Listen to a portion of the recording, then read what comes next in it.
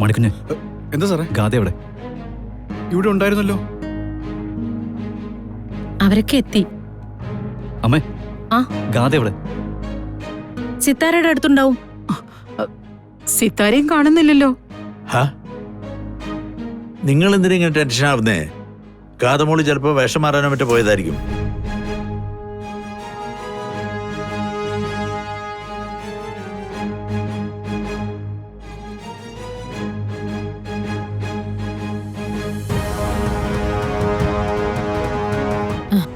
Madam, ഗാഥ എവിടെ?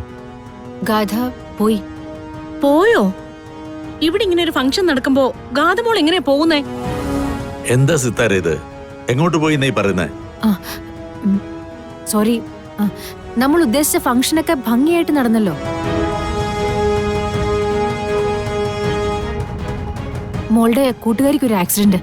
അവിടുന്ന് phone വന്നപ്പം ഗാഥ പെട്ടെന്ന് പോണെന്ന് പറഞ്ഞു. ഞാൻ കുറെ നിർബന്ധിച്ചതാ, പക്ഷെ മോള് നിന്നില്ല.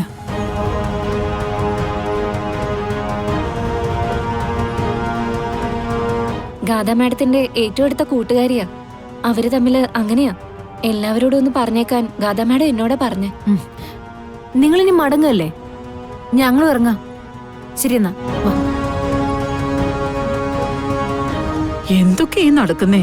ഗാഥമോൾ എവിടെയോ പോയിന്ന് പറയുക, സിത്താര എന്തൊക്കെയോ പറഞ്ഞ് നമ്മളെ ഒന്ന് യാത്രയാക്കുക പോലും ചെയ്യാതെ അതിനു പുറകെ ഇറങ്ങി പോവുക. എന്തെങ്കിലും പ്രശ്നമുണ്ടോ നവീനെ? ഇതിനിടയിൽ ഇവിടെ എന്തോ നടന്നിട്ടുണ്ടല്ലോ.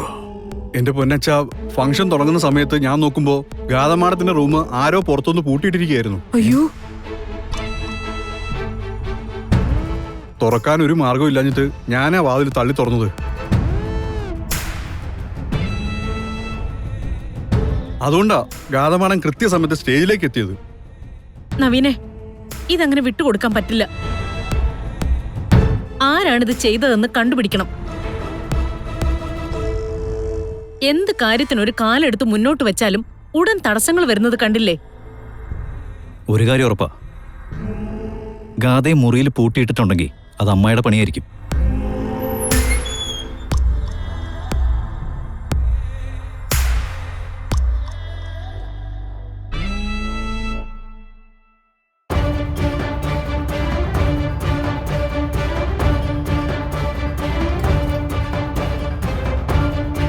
നീ നിന്റെ സ്വഭാവം കാണിച്ചു അല്ലേ നിർമ്മലേ?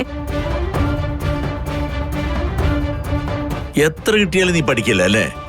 എന്തിനാടി നീ ഇങ്ങനെ ജീവിക്കുന്നേ? നിർമ്മലേ, നവീന് ഗാഥമോളെ ഇഷ്ടമാണെങ്കിൽ അവളെ നവീന് കൊടുക്കാൻ സിത്താര തീരുമാനിച്ചിട്ടുണ്ടെങ്കിൽ നിന്റെ ഒരടവും ഇവിടെ നടക്കില്ല.